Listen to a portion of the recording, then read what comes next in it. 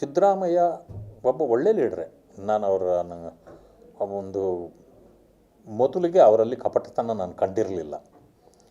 ಜನತಾದಳದಲ್ಲಿ ಅವರು ಇರೋವರೆಗೆ ಅವರಲ್ಲಿದ್ದ ತತ್ವ ಸಿದ್ಧಾಂತಗಳು ಕಾಂಗ್ರೆಸ್ಗೆ ಬಂದ ತಕ್ಷಣ ಕಳ್ಕೊಂಡ್ಬಿಟ್ರು. ಅವರು ಕಾಂಗ್ರೆಸ್ ಅವ್ರಿಗೆ ಹೊಂದ್ಕೊಳ್ಳೋದಕ್ಕಿಂತ ಕಾಂಗ್ರೆಸ್ಗೆ ಸಿದ್ದರಾಮಯ್ಯ ಹೊಂದ್ಕೊಳ್ಬೇಕಾಗಿತ್ತು.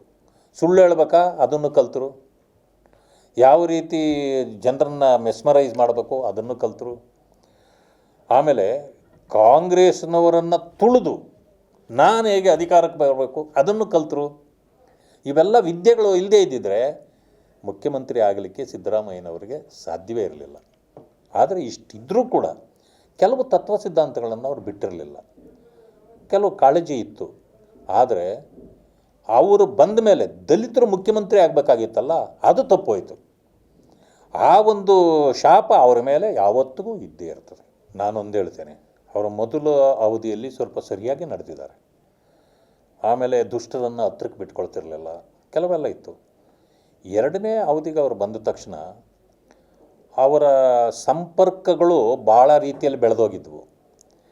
ಎಲ್ಲ ಬಫೂನ್ಗಳನ್ನು, ಜೋಕರ್ಗಳನ್ನು ಸುತ್ತಲೂ ಬಿಟ್ಕೊಂಡ್ಬಿಟ್ರು. ಅಲ್ಲ, ಇದು ಯಾವ ಪಕ್ಷದವರು ಆರೋಪ ಮಾಡಲಿ, ಯಾರ ಪಕ್ಷದವರು ಆರೋಪ ಮಾಡದೇ ಇರಲಿ, ಬಟ್ ಮೂಡಾದಲ್ಲಿ ನಡೆದ ಈ ಘಟನೆಗಳು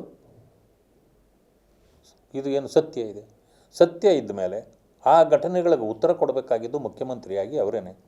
ಯಾರದೋ ಹೆಸರು ಅಲ್ಲಿ ಪ್ರಸ್ತಾಪ ಆಗಿದ್ದಿದ್ರೆ ಪ್ರಶ್ನೆ ಇರಲಿಲ್ಲ.